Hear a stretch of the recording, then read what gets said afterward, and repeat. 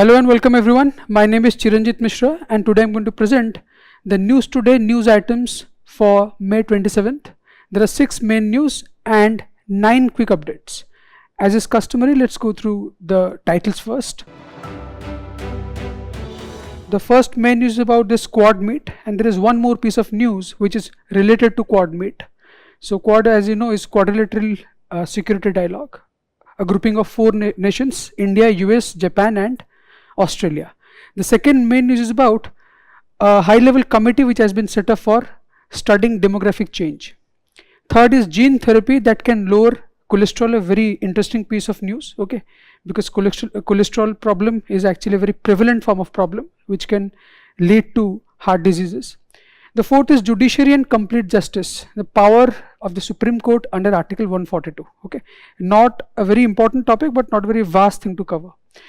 Next, India-US Critical Supplies Pact, which took place on the sidelines of this Quad meet. The last piece of news is very interesting and a great achievement for India. It's about battery storage launched by the Adani Green Limited. Okay, so that means it's going to store battery. It's going to store power, a huge battery. Okay, it's going to store power generated using solar and wind sources. Now, quick updates. New IBC rules implemented. Next, biomass pollution hotspot expands, and the chief culprits have turned out to be West Bengal and Bihar because of the high level of biomass use.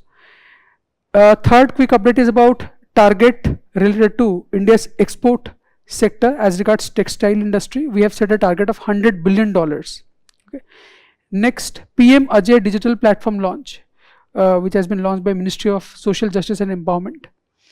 Next, Taiwan has recently overtaken India's stock market. Now Taiwan has world's 5th largest stock market, India's 6th.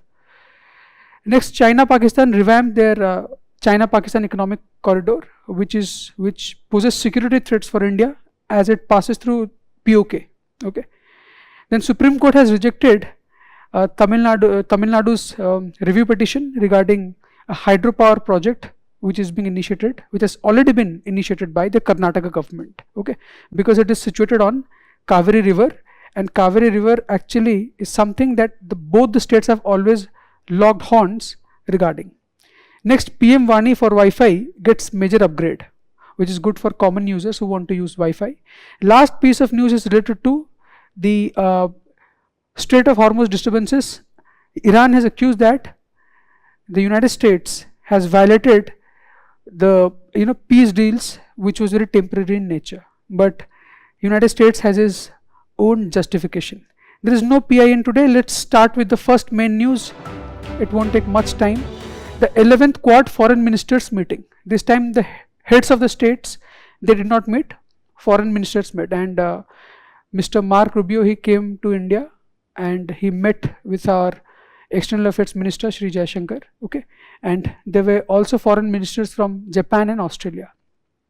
So as you know, Quad, the primary aim of Quad is to safeguard the regional safety and security of the Indo-Pacific region, okay, although they have been very indirect regarding China's presence, China's growing presence, but we all know the agenda of this particular grouping. It consists of 4 nations, okay, and always there are annual meetings. Sometimes the heads of the states, like the President of the United States, Prime Minister of India, they meet, and sometimes external affairs ministers, and if required then defense ministers can also meet, okay. So this is not the highest level meeting, but still Mark Rubio's coming to India was widely covered by the media houses, okay. So let's go through what all they have agreed to.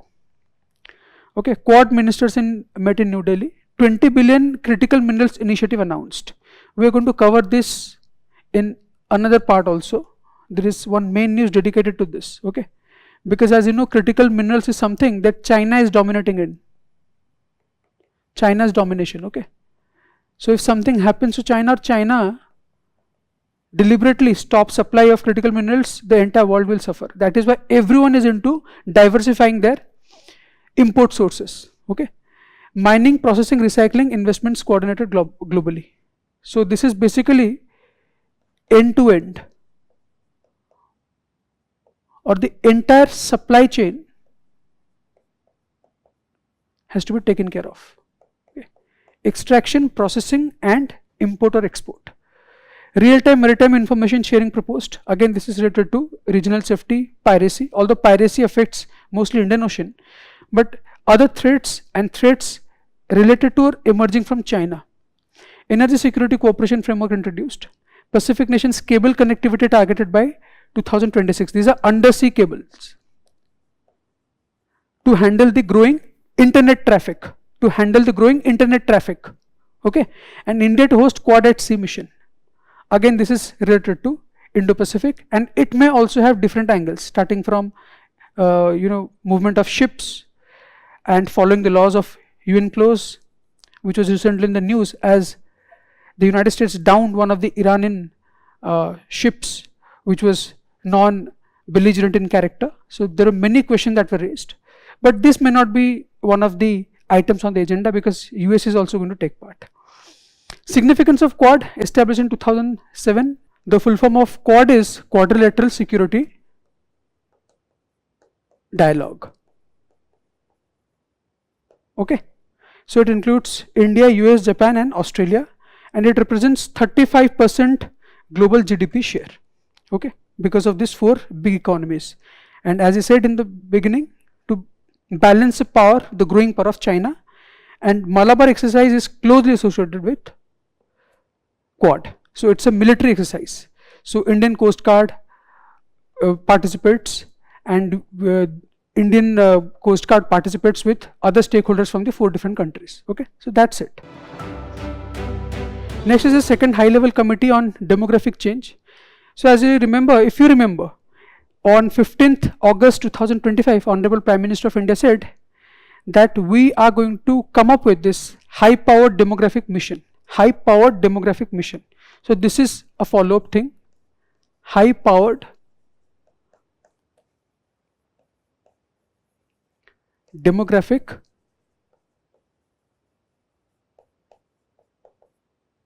mission. This is related to the unnatural change in India's demography. And what is demography? Demography means population or population related aspects.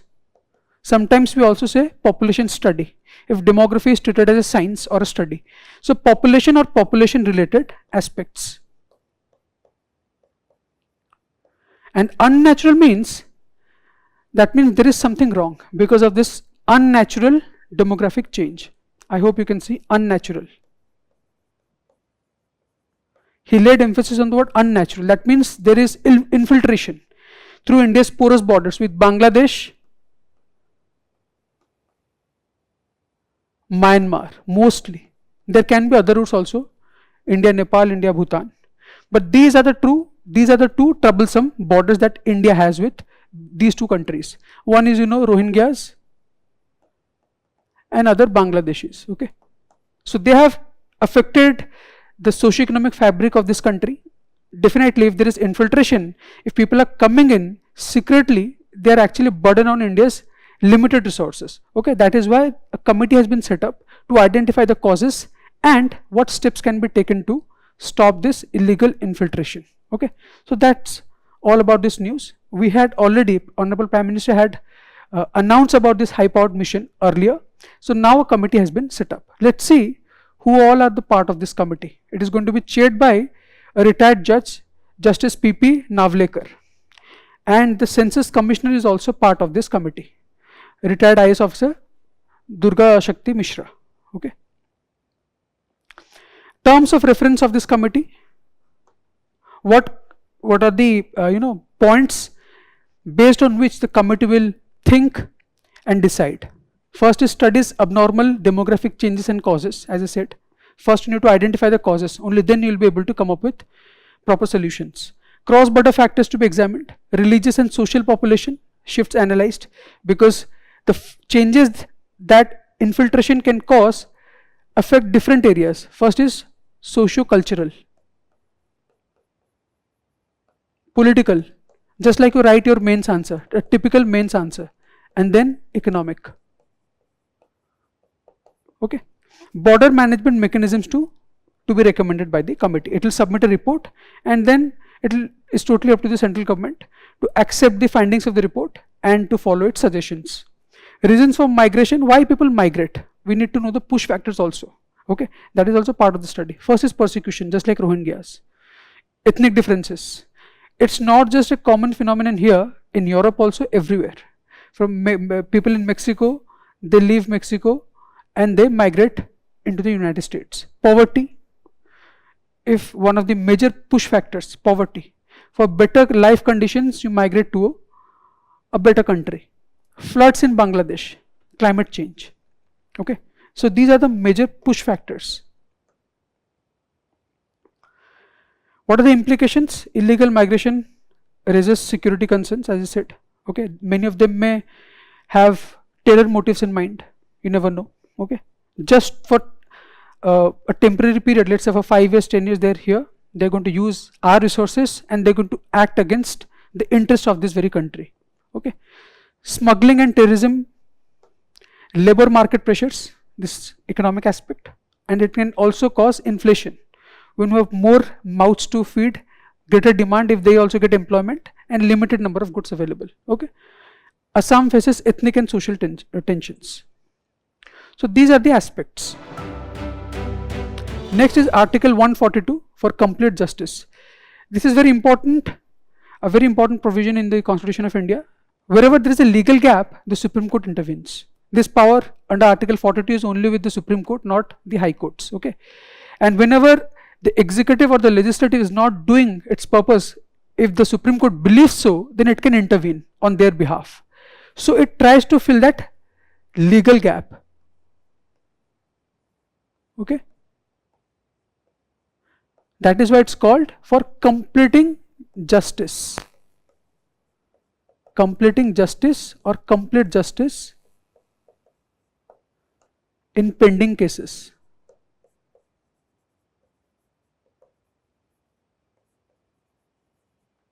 Okay, legal gap, completing justice in pending cases. Sometimes the Supreme Court is also criticized for this particular provision, because it is believed that Supreme Court is actually encroaching upon the legal functional space of the executive and the legislative. There are 3 limbs: executive, legislative and judiciary. As India follows this check and balance system, check and balance, okay, so that no particular limb reigns supreme. So whenever the judiciary, especially Supreme Court in this case, believes that there is a functioning gap or legal gap as regards the functioning of legal gap as regards the functioning of the executive, or a lack of proper legislation, it steps in. Okay, so that is why we are going to cover it, and we'll also know the recent context. And if you remember, the famous Vishaka guidelines for stopping or preventing sexual harassment at workplace was born out of this, and this power is given by Article 42. The recent case is right to safe travel on national highways. So this comes under Article 21. Supreme Court said Article 21, which is right to life. Okay,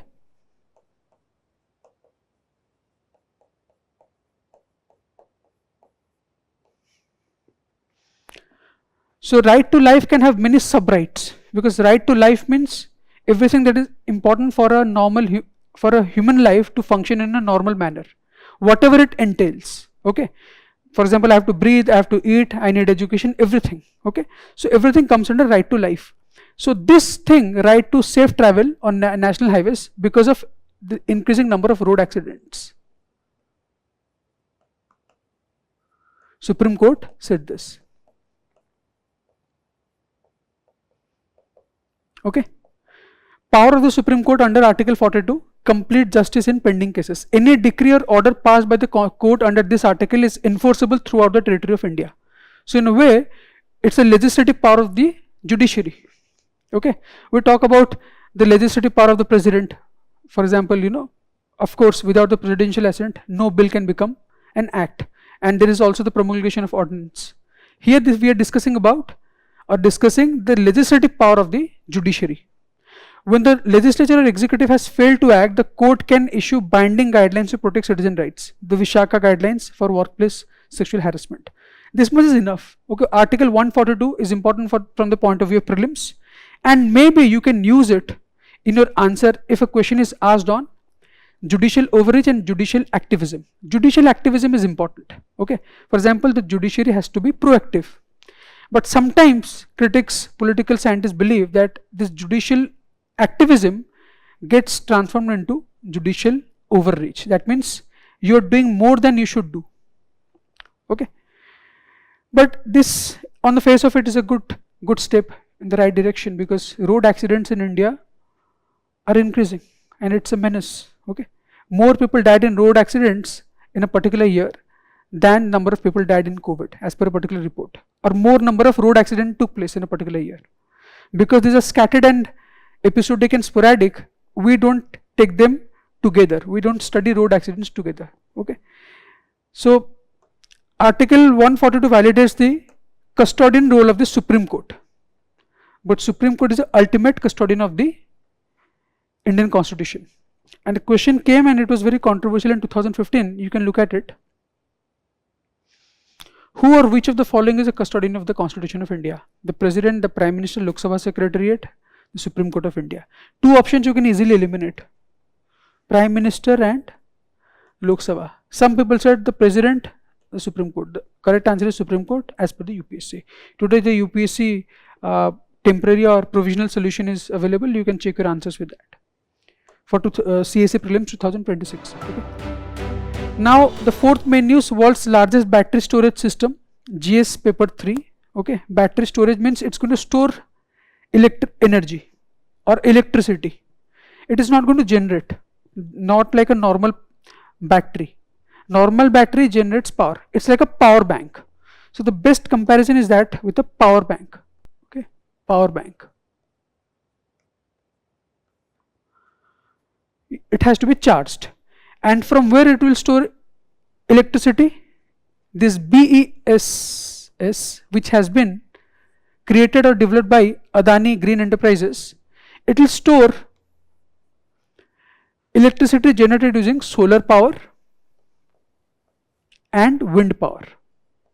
That means it's going to use or store electricity produced using renewable sources of energy.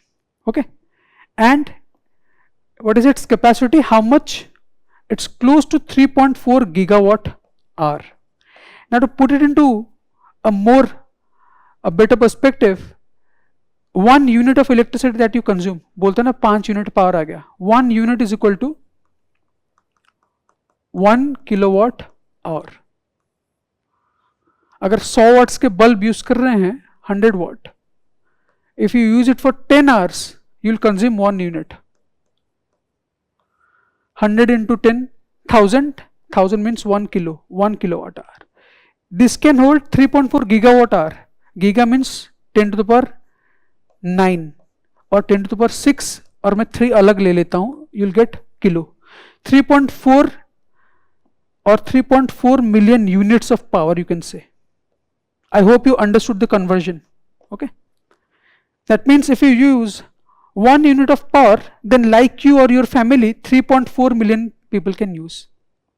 Okay, it depends upon how you use power.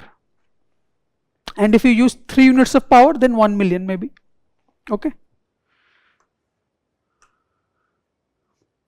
so the best part is the electricity that is going to be stored in it is produced from renewable sources of energy. Adani Green Energy, not Adani Green Enterprises, Adani Green Energy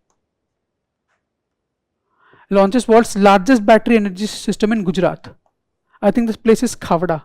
Just check it, in Gujarat. Okay, because Gujarat receives a lot of sunshine, wind power also. Okay, that's why it has one of the best potentials of renewable sources. 1 million homes, as I said, 1 million homes, we are assuming that they're going to consume on an average 3 units of power. But this is the theoretical figure. It can vary. In summer season, you use sometimes 10 units, 12 units also, because your air conditioner is also on. Keep more than 12 million LED bulbs illuminated for 10 consecutive hours. Okay, so this is the better perspective that you can get just by looking at these figures. 3.37 gigawatt hour. ऐसा नहीं कि it is going to be created by this particular company. Already 1.37 is functional. Plus 2 gigawatt hour they're going to work upon. Okay, it is the world's largest single location battery storage deployment outside China. China has such big BESS, battery energy storage systems, but outside China this is the biggest. The project was completed in approximately 10 months. Designed, that's why completed, and now we are going to increase its capacity.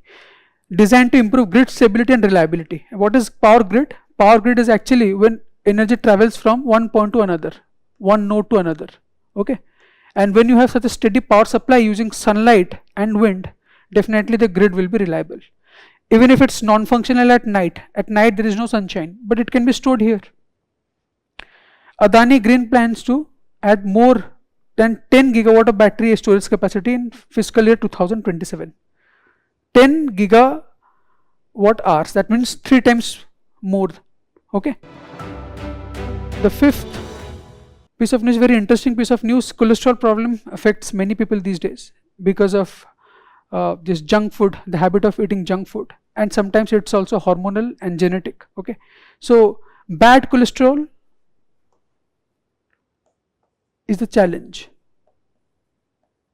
sometimes called LDL or low density lipoprotein. What happens? When it accumulates in your arteries and veins, the thickness increase. Okay, this is a pipe, is like blood flow inside the vein, and when its thickness increases, there are cholesterol deposition. Okay, space becomes less, but flow per second is the same. When flow per second is the same and the space is limited, the pressure will increase. Okay, it will actually hit the arterial walls, and that can cause rupture, and sometimes there can be entire blockage also. That is why this is a very serious problem. Now there are pills. Sometimes you go to visit an endocrinologist or other doctors, they advise you, they recommend you a pill, and you have to continue consuming that pill. But now we have a new therapy, a one-time therapy. If it's injected into your body, 62% of the bad cholesterol will be gone. Okay, so let's try and explore, and I'll tell you how it works. 62% improvement, and this is supported by a recent finding. Verve 102 reduces LDL by 62%. LDL is your low density lipoprotein or bad cholesterol, and Verve 102, just like CRISPR, it is a genetic technology, a gene therapy technology, more precise in nature.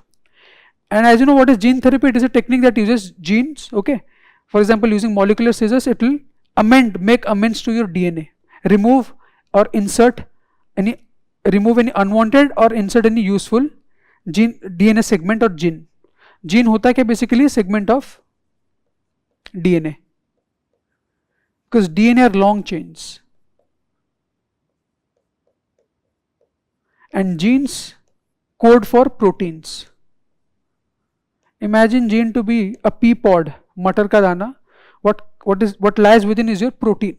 It's a very crude analogy, but some genes code for certain proteins, some genes do not code for proteins at all. Okay, and proteins are what make sure or ensure your bodily functions. Okay, but there is one protein which is this culprit protein. Where is it? Yeah, it's called PCSK9. It's not mentioned here. PCSK9, and this PCSK9 generates protein which raises the level of LDL. So this is the culprit gene. Now many scientists believe once upon a time, many years ago, thousands of years ago, maybe this gene was helpful. ये हमारे किसी काम का था, but now it is of no use. That time, when finding fats or fatty foods was a huge challenge, this protein used to store fats in different parts of our body, because body needs fats. Okay, but now gradually, as you know, this evolutionary pressure, evolutionary trend, because of that it became vestigial or useless. Now this is the culprit which generates a protein which raises your LDL level. And this Verve 102 technology, what does it do? It is, in this technology we insert a particular gene which is going to cure it in a lipoprotein. lipoprotein molecule which is some nanometer, very small in size, like a small balloon, हम लोग एक छोटा सा scissor type का भेजेंगे and it will enter your body, it will reach your liver जहां पे there is cholesterol is produced, and then it will stop the synthesis of the protein by stopping the functional capability of PCSK9.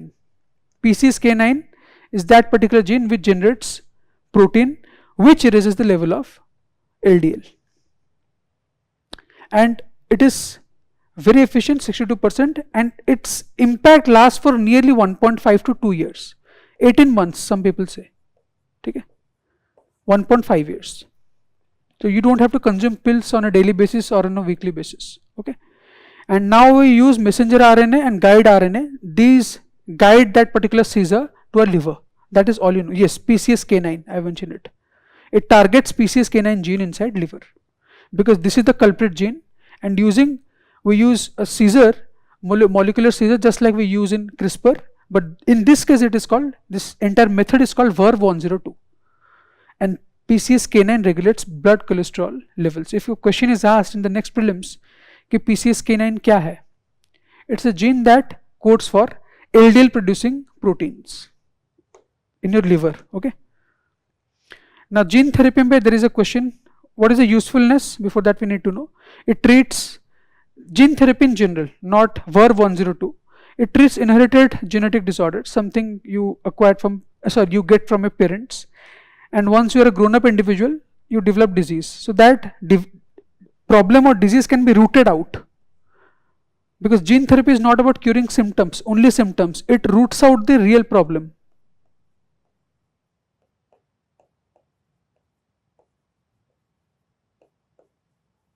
Okay, applicable in acquired disorders too. If you have leukemia, a type of blood cancer, that can also be cured. Sometimes leukemia is not from your parents, okay, it is acquired, maybe due to some environmental damage, maybe due to some radiation exposure, so that is acquired. Genetic disorders means hemophilia, acquired from your, that you get from your parents, bad genes are passed down from one generation to the other. Leukemia treated, application highlighted.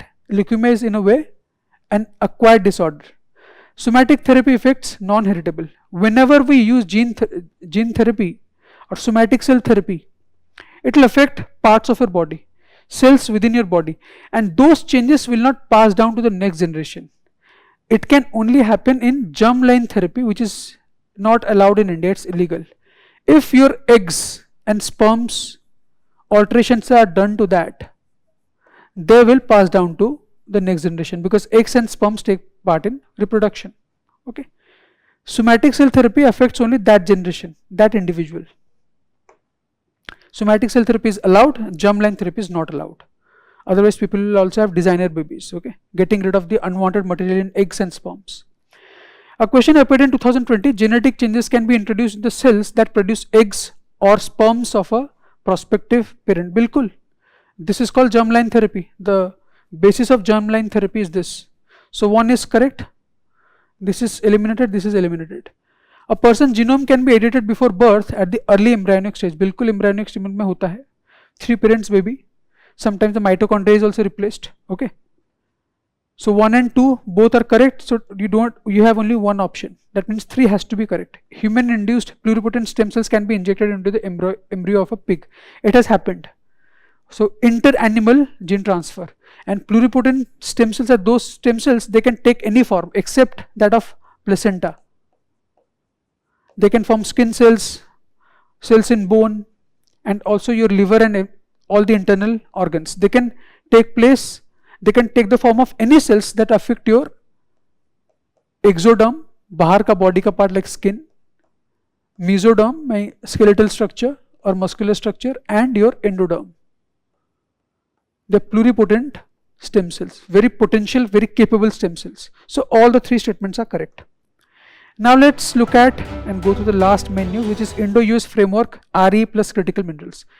What are RE? RE are a group of 17 elements. This time UPSC asked, 2026, I have not added, but you can go through. How many elements are there in RE? 15 lanthanide group of elements,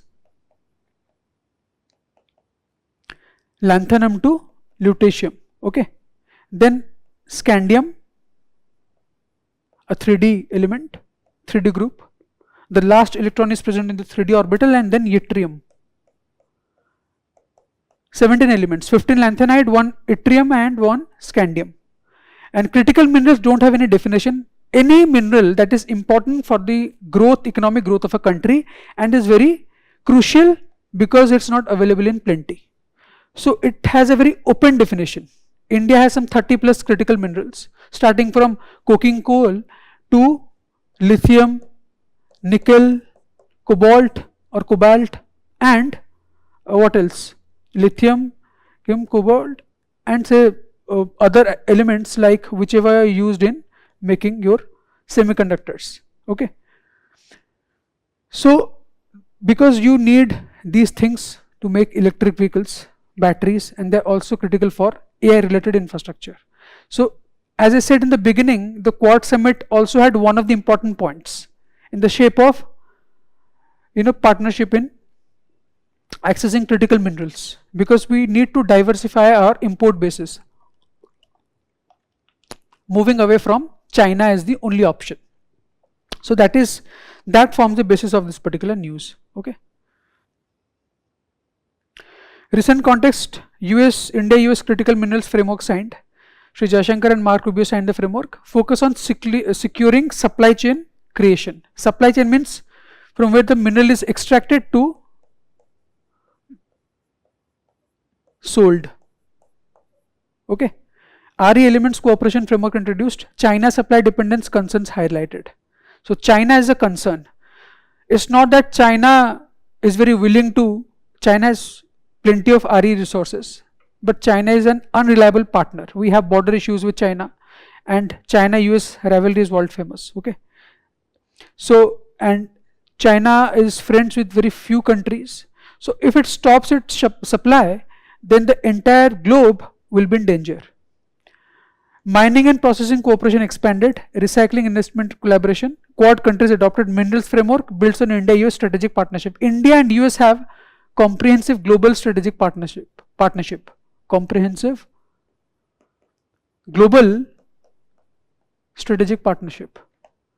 And strategic partnership means they're very crucial for each other when it comes to energy resources, okay, or exchange of defense equipments. That's why they have a strategic partnership. They're strategically very important. So that's it. Let's quickly go through. There is a question from the prelims. Not very difficult to answer. Last year it was asked. You can take a moment. You can pause the video and try to answer it. Consider the following statements. India has joined the Mineral Security Partnership as a member. India is a resource-rich country in all the 30 critical minerals that it has identified. Now look at number 2. You don't need to know 1 or 3. India is a resource-rich country in all the 30 critical minerals that it has identified.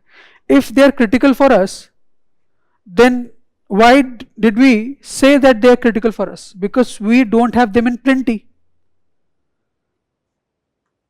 That means we are not resource rich as regards these 30 minerals. Otherwise, why would have classified them under critical minerals? Critical tab hote hai when you don't have them in plenty. So 2 is not correct. You can directly use the important or the classic example of option elimination technique. 2 is incorrect. So ye gaya, and ye gaya. C is the correct answer, 1 and 3. The remaining 2 statements are correct. That is why you don't need knowledge all the time to answer a UPSC prelims question. For mains, knowledge is very important. You cannot bluff. But here nobody is checking your real knowledge also. Okay, you just need to have a strong presence of mind, and that shows your intelligence in a way. Quick updates: insolvency and bankruptcy code. Some new rules are there. Clean slate principles. If a question is asked, clean slate principles is associated with IBC, even if you don't know what it is. But I will explain. And then this 14 days time, they have been yellow marked. So insolvency bankruptcy code, as you know, it was set up under, it is very critical for sick companies which are not performing well. So it makes sure that either a sick company is transferred to a capable individual so that the banks from which the sick company took loan can be repaid, or it can be liquidated. Its assets can be sold. That is why IBC code is there to guide the entire procedure. Okay, so clean slate principle ये बोलता है when a sick company, say A, the owner of the sick company unable to pay the loan, so resolution professionals are arranged. Okay, and NCLT, the National Company Law Tribunal, which works under IBC, National Company Law Tribunal, it works under IBC, but it was set up under Companies Act 2013. Remember, then I'll describe what happens. Okay. A question may be asked, NCLT was set up under IBC. No. It derives its power from IBC as an authority to guide the liquidation process or the handing over process. What to do with sick companies. So NCLT deal karega. If A is the owner of the company, A bolega, I really am not in a position, my company is bankrupt. Okay. So maybe the sick company can be transferred to B. And sometimes B-like companies, those who are going to purchase, they are always in doubt. It's a sick company, iska purana loan hoga, maybe some other liabilities are there, I am not aware of. And once I buy the company, some old loan giver will come to me and say, okay, you have some pending loans. I may be in trouble. That's why people hesitate to buy old companies. Okay. So the clean slate principles give a lot of freedom to these potential buyers. Clean slate means a naya slate, new life. All the old loans, purana paap sara maaf. Okay. So that is what this clean slate principles means. Okay. And NCLT has to reply within 14 days. A new rule has been inserted or introduced. Either accept or reject insolvency petition. But do that in 14 days. Petition means, okay, company Diwaliya, it's bankrupt, insolvent. Okay. The difference between insolvent and bankrupt, I hope you know. Bankrupt is actually legal status. Both mean almost the same. You don't have money. But bankruptcy is declared. It's a legal term. Okay. Although our constitution mentions insolvency as a very important criteria, that any potential office holder should not be insolvent. But bankruptcy has a more legal connotation. So that is it. PM hotspots means particulate matter, not Prime Minister here. Particulate matter. And as you know what they are, pollution particles. They are of two types, PM10 and PM2.5. I hope you know the difference. 10 means anything smaller than or equal to 10 micrometer, and 2.5 means 2.5 micrometer.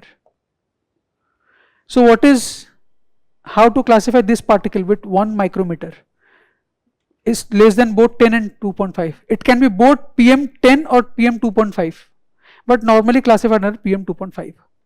Okay, so it's a very important question. If it's 0.1 micrometer, it's less than both 10 and 2.5. So as per the definitions, it can be classified under either of the two particles, either of the two types of particles or particulate matters. Okay.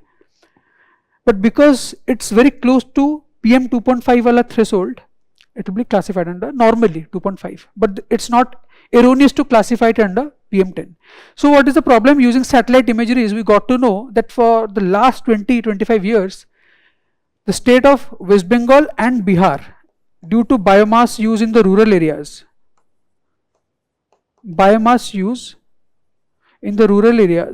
they have been emitting particulate matter. So whenever you see the pollution oriented policies of any government is mostly urban oriented. Growing cities, urban amenities are challenged or affected, compromised. City planning always focuses on urban areas. Of course, I mean city planning and pollution oriented policies also focus on urban areas. So now we have to take into consideration the rural areas where a lot of biomass is consumed, because of which PM10 and PM2.5 are produced. Okay. That's it. India's push for textile leadership.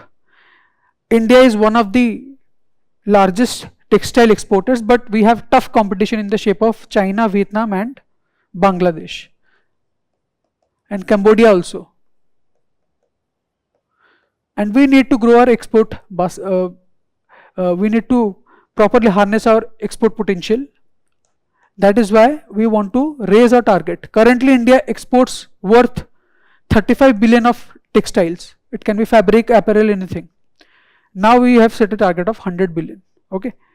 And our largest markets are USA and European Union. and competitors are, as I mentioned, these three countries. And that is why India also is promoting this 5F rule. Okay, so 5F rule is related to India's textile sector. What does it mean? First F is farm, cultivate copper, then farm to factory, where seeds are removed and fabric processing is in. Then factory to fabric, kapda ban gaya, fabric to apparel, fashion. And once we are done with fashion, our apparels are ready, we can export foreign. Okay, so this is what the 5F stands for. Now you may think we can directly sell fabric, which can be done, but why not to add more value? If you take this step also, then many people will benefit employment. Okay, so that is why exporting complete products of finished goods is more important than raw materials. Raw materials may, of course, the country is going to benefit, it will get some money, but there is no value addition. If one step can also be done here, then many more people will benefit through employment. Okay, so it's better to import, always wiser to export finished goods.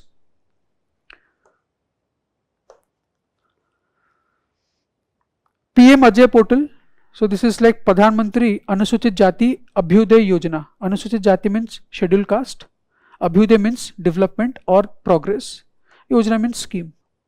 So a portal and an app both have been developed, where all the schemes related to scheduled caste can be monitored. Okay, whether or not beneficiaries are receiving and what part of the country has been covered. And using apps, people can avail various schemes. Okay, that means there is a database associated where all sorts of data can be stored, and using that the government can study and monitor how much progress has been done. So PM Ajay dekhte aap kar dena, it's related to Anusuchit Jati, that means scheduled caste. And ministry involved is social justice and empowerment. Okay, Ministry of Social Justice and Empowerment. Taiwan has become the 5th largest stock market, and the only reason is 5th largest by replacing whom? By replacing us, India. India is among the top 10 stock markets. The first is USA, then of course, without any doubt, China, then Japan. Then normally, although Hong Kong is a part of China, but we treat it separately, as you can refer to many sources. Then comes Hong Kong, then at 5 Taiwan, and then 6th India. That means if we look at market capitalization, it's a term which is used in stock market. Market capitalization होता क्या? Simple है, number of total shares in listed. ठीक है, as you know, companies sell their stocks and stocks can be purchased and sold on stock market. Number of stocks जितने भी listed companies हैं into each stock का price. So of course एक common price तो होगा नहीं, you have to add like 1 into 2 plus 2 into 3 जो भी है. ठीक है, in terms of that market valuation, Taiwan's market is $4.5 trillion. India is 4.92. Abhi India was leading, but now plenty of companies went to Taiwan. They wanted to invest in their AI related projects or companies, because Taiwan is one of the largest semiconductor manufacturers, chips makers, okay, and also data centers. So many people think that it's a bad news for India. Of course, it has outsmarted us, it has outdone us, but let me tell you, many critics believe that this AI bubble may burst, and India will be protected or shielded from that, because India's market is diversified. We have pharmaceutical companies, banking sector, in which the listed companies belong to these particular areas, which is very diverse in nature. While Taiwan's market is very concentrated, mostly semiconductor and AI related companies are there. Okay, so that is why if it's not properly hedged, it's more exposed to any kind of external threat. But good piece of news, a good piece of information. Okay, this is not related to GDP, market capitalization. I hope you are in a position to understand. We are talking about capital market here, financial market, not the volume of goods and services produced in the country. In terms of that, India is way ahead of Taiwan. CPEC and Gwadar port expansion, as you know, both are part of the two stakeholders involved are China and Pakistan, and India has to be cautious because this CPEC, China-Pakistan economic corridor, passes through POK, that part of India which Pakistan has snatched from us. Okay, now it has Pakistanis, although it's part of Jammu and Kashmir, but it's under Pakistani control. So CPEC is a small set or subset of the larger Belt and Road Initiative of China. This much you need to know. And Gwadar port is actually, it opens up to Arabian Sea. It will connect Xinjiang in China, northern China, to Arabian Sea. Mekedatu Reservoir Project is a reservoir project, a hydel power project, which has the potential of generating 400 megawatts of energy.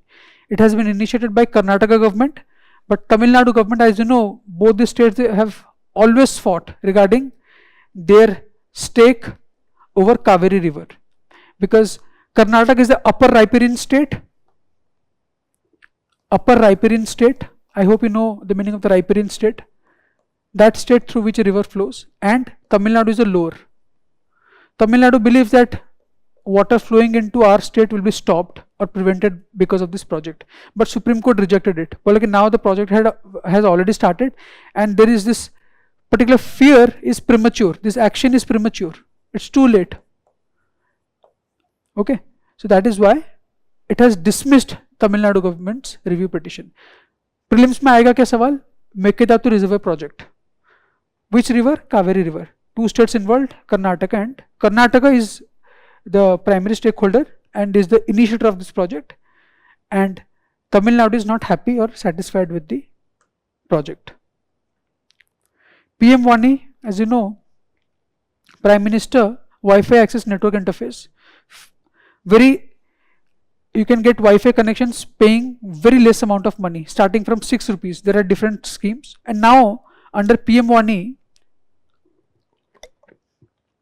this QR based authentication, which is available in many Wi-Fis now, private personal networks, okay, it can be availed, and there are many 15, 30 and 60 minutes plan. Basically the service provider here is the government itself, not other ISPs, internet service providers like Jio or Airtel. Starting price is 6 rupees onwards. And which ministry, can you guess? It's not MEIT or of course Prime Minister's office. It's Ministry of Communications,